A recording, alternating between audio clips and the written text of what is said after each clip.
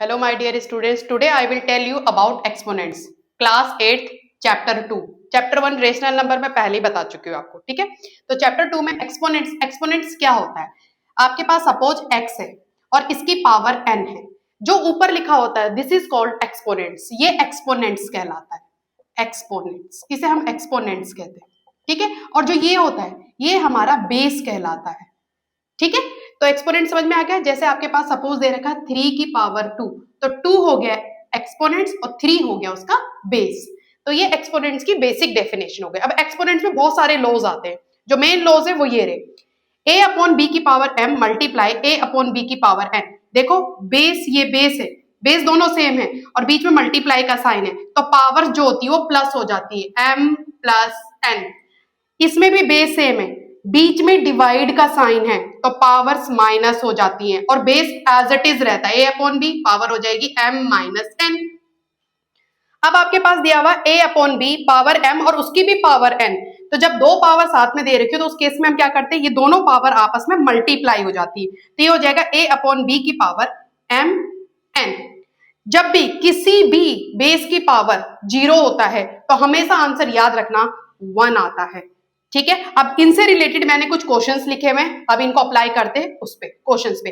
देखो base same है 5/3 और इधर भी 5/3 है, तो बीच में साइन मल्टीप्लाई का है तो पावर क्या होती है, मल्टीप्लाई का साइन में बेस सेम होते तो पावर क्या हो जाती है, प्लस हो जाती है। तो इसका आंसर आ जाएगा 5/3, पावर हो जाएगी 2 + 6, तो 2 + 6 कितना होता है 8, तो आंसर आ गया 5/3 पावर 8। अगले वाले क्वेश्चन में देखो 4/7 बेस सेम है, डिवाइड का साइन है, जब डिवाइड का साइन होता है तो पावर्स आपस में क्या होती है, माइनस, तो ये हो जाएगा 4/7 पावर माइनस होंगी, तो मैं डायरेक्ट लिख रही हूँ यहाँ पे 9 में से 3 माइनस गया तो कितना हो जाता है 9 - 3 6, ठीक है। अब डायरेक्ट लिख सकते हैं। ये वाला क्वेश्चन आ गया हमारे, ये वाला पावर है और उसके बाहर भी पावर है, तो मैंने तुम्हें बताया था जब पावर और उसके बाहर भी एक और पावर हो तो पावर पावर आपस में क्या हो जाती है, मल्टीप्लाई। तो 2 4 जो कितना हो जाएगा 8, और ये बेस जो होता है वो एज इट इज रहेगा -1/3 पावर 8।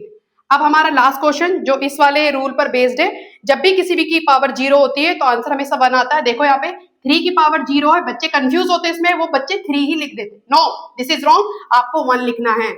यहाँ पे भी पावर 0 100 नहीं होगा, इसका आंसर भी 1 होगा, और जो सिंबल है बीच में वो पूरे एज इट इज आएंगे। यहाँ पे 9 की पावर 0, यहाँ पे भी 1 ही होगा।